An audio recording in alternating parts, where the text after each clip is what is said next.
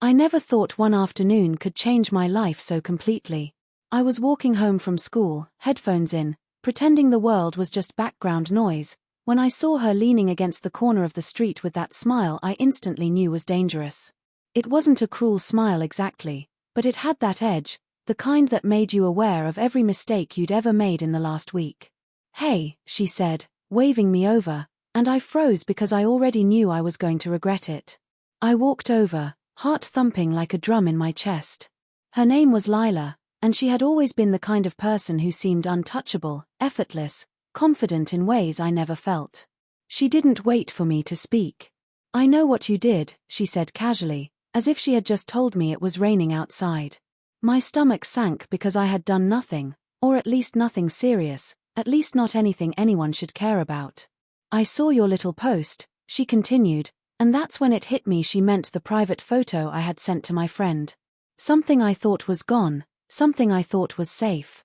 "Lila," I started, my voice catching. "Sure," she said, holding up a finger. Her smile widened just a little, but there was no warmth in it. "I don't want to make this messy, but you need to do something for me. Just one thing. One small thing. And everything stays between us. Otherwise," she tilted her head, and I knew the otherwise didn't need finishing. "She would tell everyone. Every classmate, every teacher, maybe even my parents." I could feel the sweat starting at my temples, my hands trembling even as I tried to act calm. What do you want me to do?" I whispered. She pulled out a folded dress from her bag, and my stomach flipped. It was a soft, pink dress, delicate, the kind that looked like it belonged in a magazine. She handed it to me. "Wear this. Take a picture. Just like I say. That's all. And then it's over." My heart froze. "You want me to wear that?" She shrugged, like it was the easiest thing in the world. "Do this for me, or I'll tell everyone." And just like that, the choice was mine. I went home in a daze. Every step felt heavier than the last. My parents were in the kitchen, talking about some dinner plan I didn't care about, and I wanted to scream, to ask them if they could see what I was seeing, what I was feeling. But I didn't. I closed my bedroom door, and the dress lay there on my bed like a trap. I hated myself for even considering it. This wasn't me. I wasn't someone who wore dresses, who played the part of a person I wasn't. And yet, every scenario in my head ended with me being exposed, humiliated, everyone laughing, everyone staring. Lila's threat hung over me like a storm cloud I couldn't escape. The first time I put it on, I felt like I was dissolving. My body felt foreign, my hands awkward as I tried to smooth the fabric over myself. The mirror didn't reflect me, it reflected someone else entirely. Someone delicate, vulnerable, terrified. And yet, there was a strange curiosity in it too. A trembling, reluctant fascination I didn't want to admit even to myself. Lila texted me an hour later. "Send the picture. Now." My fingers shook as I took the phone, positioned it just like she said, trying to ignore the way my chest was tightening. When I finally sent it, the dread didn't go away. I thought maybe it would, but it didn't. It only got worse because I realized the power she had over me was absolute. Every secret, every embarrassment, every fear, it was all hers now. The next few days were a blur.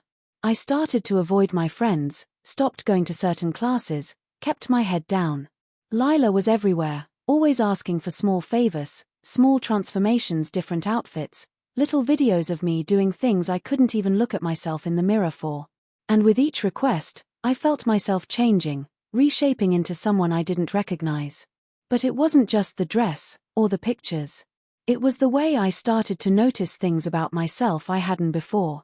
The softness in my reflection, the way my hair fell, the way my body felt different in those clothes. I hated it at first. I hated myself. I wanted to scream that this wasn't me. But somewhere, deep down, there was a part of me that was curious. That wanted to explore. That wanted to see what it felt like to be seen differently, even if I didn't admit it out loud. One evening, my parents called me down for dinner, and I panicked. I had a new outfit, a light blouse, a skirt I wasn't sure I could walk in without stumbling. My heart hammered as I descended the stairs. And then I realized they didn't notice. They looked at me the same as always, talking about the day, about homework, about plans for the weekend. It struck me how little they saw, how easily I could hide parts of myself, how much of myself was still mine. But hiding was exhausting. The pressure, the fear, the secret, it was all crushing me. Lila noticed too. She pushed me further, but in small ways, almost like testing a limit I didn't know I had. And with every push, something inside me shifted. I started to feel a strange pride in my ability to transform, to hide, to become someone else and then return to myself. It was terrifying, but also empowering. One night, after weeks of her demands, I finally stood in front of the mirror and looked at myself without shame, without fear. The dress I wore wasn't just a dress. It was a mask, a tool, a way of understanding parts of me I had ignored for years. I saw the same face staring back, but I also saw someone new, someone capable, resilient, someone who had endured threats and secrets and had survived. I realized then that Lila didn't have all the power. I did. I could choose to continue, or I could stop. I could reclaim my life, my image, my story. It wouldn't be easy. She had threatened me, controlled me, manipulated me, but she hadn't broken me. And that night, I decided I wouldn't let her, or anyone else, define who I was. I met her the next day, dress in hand, pretending compliance. She smiled, thinking she had me right where she wanted. But I said no. Not loudly, not angrily, just firmly. "I'm done," I said. She blinked, incredulous, as if she couldn't believe those words were coming from me. And then I walked away. It didn't end there, of course. There were whispers, questions, moments of awkwardness and judgment from classmates who noticed subtle changes. But I faced it all, because for the first time, I wasn't hiding. I wasn't performing to protect myself from shame. I was living honestly, even if the world didn't fully understand. Over time, I embraced parts of myself I never knew existed. The reflection in the mirror became familiar, friendly, a companion rather than a stranger. I experimented with clothes, with style, with the little ways I could express the identity I had ignored for so long. I found courage in small victories, wearing a blouse to school without hiding, smiling at my reflection, laughing at the memory of the fear that once controlled me. And Lila? She faded into the background. Her threats had lost their power because I had discovered something stronger inside me: ownership of my own story, my own body, my own choices. The person who once trembled in her shadow became someone capable of facing judgment, capable of claiming dignity, capable of saying yes to myself and no to manipulation. Looking back, I can't say I'm grateful for what she did, because no one should have to be coerced to discover themselves. But I can say this: the fear, the pressure, the forced transformations led me to a truth I couldn't have reached otherwise. I learned about courage, about acceptance, about identity, and about the extraordinary resilience of simply being oneself, even when the world or one person tries to define you. I'm still me, but I'm also someone more than I imagined.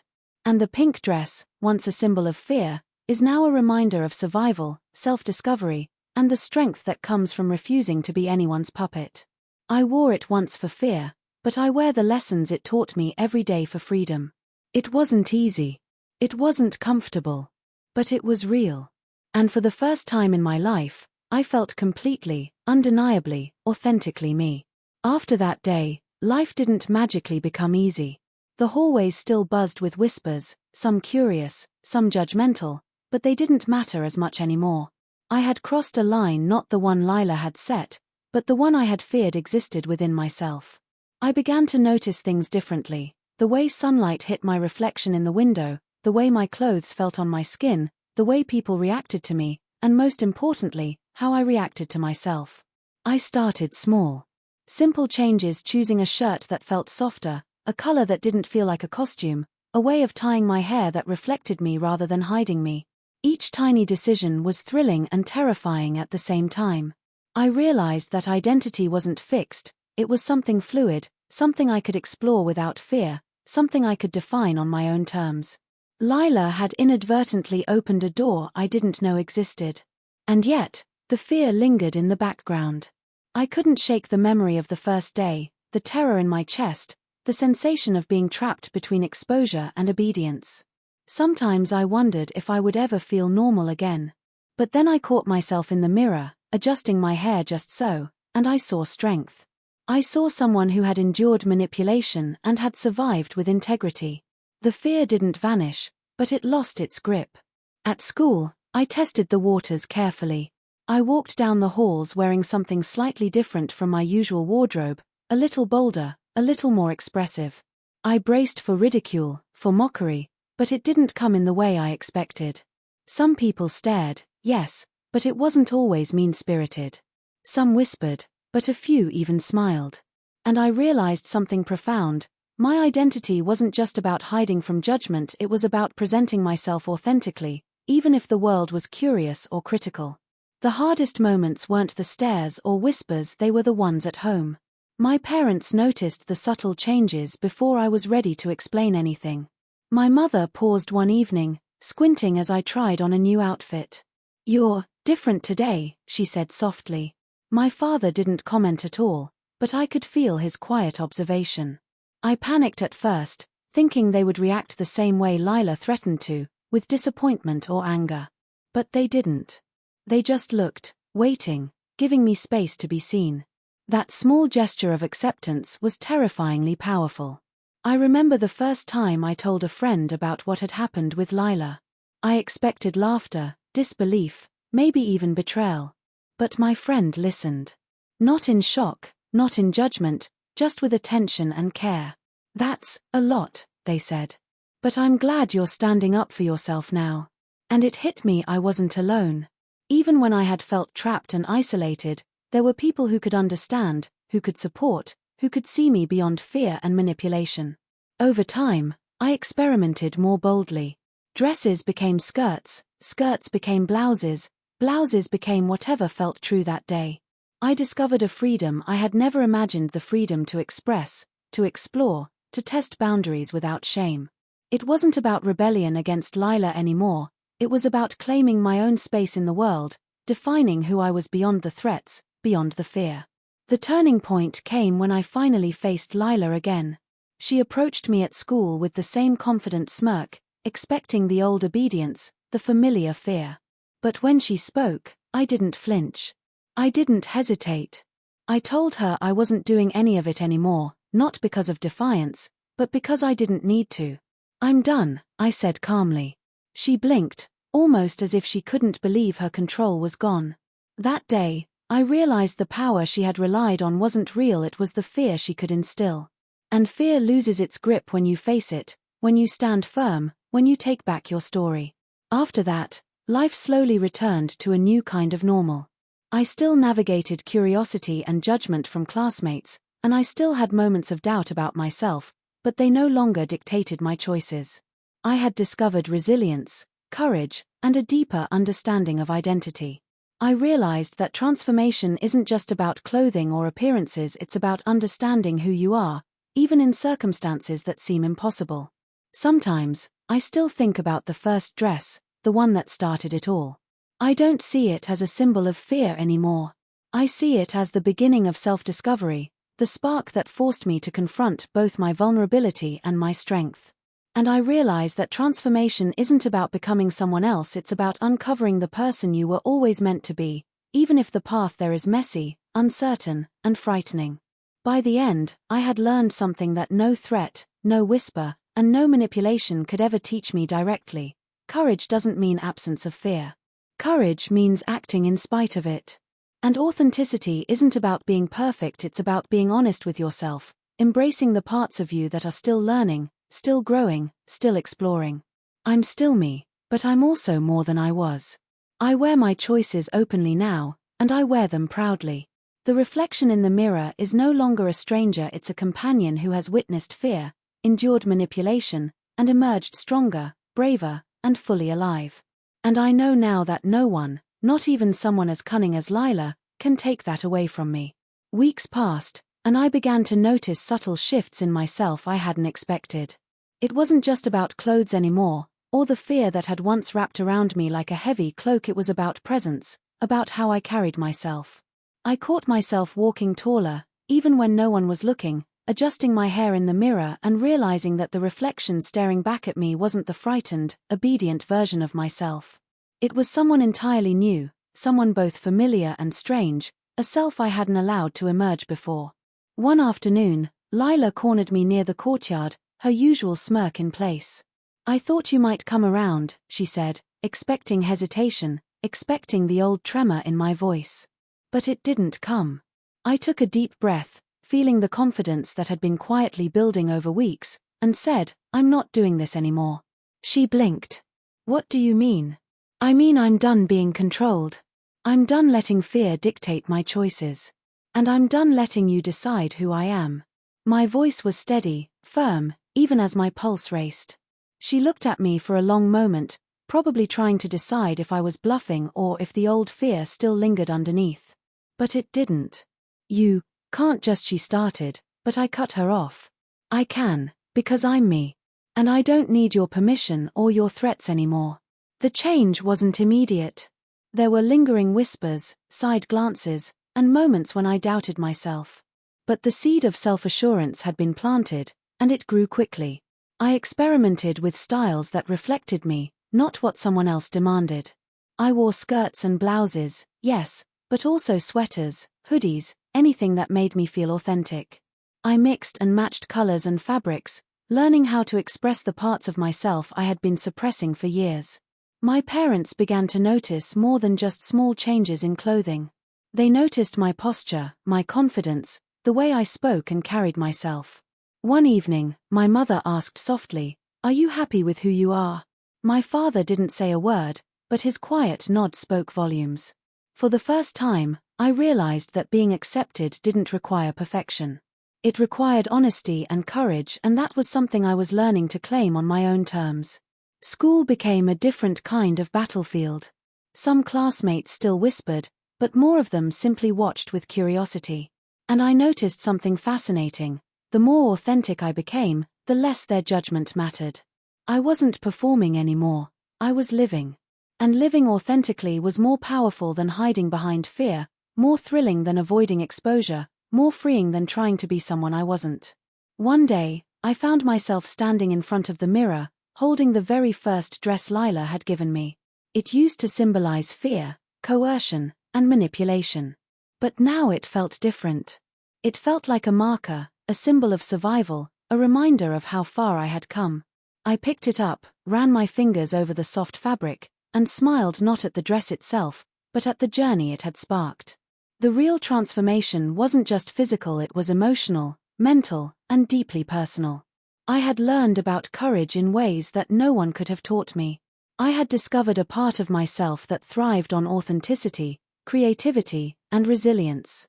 And I realized that identity wasn't a rigid label, it was something I could explore, something I could express in endless, evolving ways. Lila's shadow faded gradually. She tried a few half-hearted attempts to reassert control, but I met each one calmly, firmly, with the knowledge that the power she had relied on wasn't real. It had never been real. The true power belonged to me, the power to choose, the power to define, the power to be myself. Eventually, I realized something profound. Transformation isn't something that happens to you, it's something you embrace from within. The fear, the pressure, the threats, they were catalysts, yes, but the change itself was mine.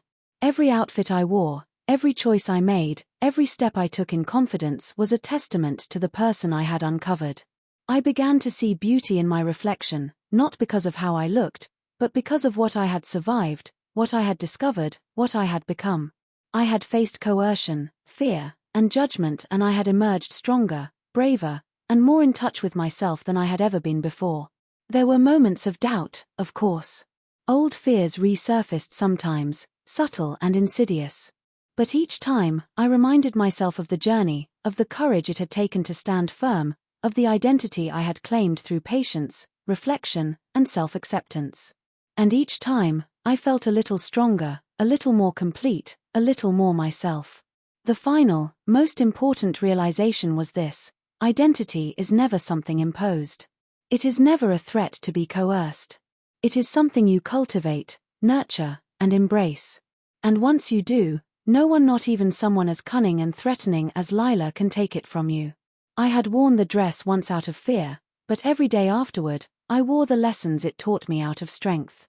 I had learned that survival is not merely avoiding exposure, it is discovering and claiming the courage to live authentically, even when the world is watching. By the time the school year ended, I was no longer defined by fear, by whispers, or by someone else's expectations. I was defined by my choices, my courage, my authenticity. And I realized that transformation, real transformation, isn't about clothing, or appearances, or even threats. It's about self-discovery, acceptance, and the quiet, unshakable power of being fully yourself. By the time summer rolled around, I realized how much I had changed, not just in appearance, but in who I was, how I thought, and how I faced the world. The fear that once seemed unshakable had transformed into quiet strength. I walked down the halls without checking over my shoulder, smiled at my reflection without flinching, and even laughed at memories of the panic that Lila had once induced. I understood, finally, that she had been a catalyst, but the transformation had come from within me. Lila approached me one afternoon, leaning against the lockers with her usual confident posture. "So, you're still not playing along," she said, trying for casual, but I noticed the uncertainty flicker in her eyes. "I'm not," I said simply, my voice steady. "And I don't need to. I've made my choices, and they're mine. No one else controls them." For the first time, I saw her hesitate. Her smirk wavered, then faded entirely, replaced with a glance that was almost unsure. That's when I realized the dynamic had completely shifted. The person who once held power over me no longer did. I had taken it back, piece by piece, through courage, patience, and self-reflection. The transformation wasn't flashy or dramatic. There were no grand declarations or public confrontations. It was subtle, internal, and enduring. I learned to trust myself, to explore who I was without shame, to embrace parts of myself I had never dared to acknowledge before. I experimented with my style, my voice, my gestures, all the small ways we express identity. Each choice was deliberate, affirming, liberating. My parents noticed, of course. They saw me trying new styles, seeing myself differently, speaking confidently. One evening, my mother put a hand on my shoulder and said, "You're growing into yourself. And it's beautiful to watch." My father nodded silently but warmly. That quiet approval meant more than I could say. I realized that identity and acceptance weren't only about surviving threats, they were about fostering understanding, patience, and self-respect. I also found support in unexpected places. Friends who had once been distant became allies, curious and kind, helping me navigate the balance between expressing myself and staying grounded. I discovered that community wasn't about numbers, it was about connection, and about people who saw you, not the performance of fear or compliance. There were still challenges. Old habits of hiding and self-doubt returned occasionally, and some classmates continued to gossip or stare. But the difference now was that I could face it without crumbling. I could respond with patience, with grace, with authenticity. I realized that fear is a temporary visitor, but self-knowledge and courage are permanent companions. Looking back, the moment Lila handed me that dress seems surreal. At the time, it had been a trap, a coercion, a symbol of fear. But in hindsight, it was also the beginning of discovery, a spark that forced me to confront my own courage, resilience, and identity. I had been thrust into a situation I didn't choose, but the choices I made afterward defined me far more than the initial threat ever could. Now, when I wear certain outfits, I do so because I want to, not because I'm forced. I have learned to navigate the fine line between self-expression and self-consciousness, and I've realized that every choice is a reflection of who I am, not who someone else wants me to be. That awareness has become liberating in ways I never anticipated. The person who once trembled at Lila's words has grown into someone capable of standing tall in the face of fear, of embracing transformation not as coercion but as a path to self-discovery. Every small victory, wearing a blouse that feels right, tying my hair in a way that expresses me, speaking my truth to someone who might not understand, has built layers of resilience, self-respect, and confidence. And I've come to understand the most important lesson: identity isn't something that can be imposed, coerced, or dictated. It is discovered, nurtured, and embraced. It's fragile at first, perhaps, but once claimed, it cannot be taken away. That's the power I now carry with me. I still remember the fear, the panic, the dread of exposure, but it no longer defines me. I carry it as a reminder of what I endured, what I overcame, and who I became in the process. The reflection in the mirror now shows someone who has survived coercion, embraced self-discovery, and emerged stronger, braver, and unapologetically authentic. I wear my choices openly, proudly, and without fear. I am myself, not a version forced by someone else, not a mask designed to appease or survive, but the real me, evolving, learning, and growing every single day. And for the first time in my life, I feel completely, undeniably, unshakably free. The dress that once symbolized fear is now a reminder of resilience. The memories of manipulation have transformed into lessons of courage. And the whispers that once haunted me are now drowned out by the certainty that I am the author of my own story, the architect of my own identity, and the holder of a courage that no one can take away. I was forced once, yes, but I survived. I discovered, explored, and reclaimed myself. And that is something no threat, no secret, no coercion can ever undo. I am me. Fully, authentically, courageously me.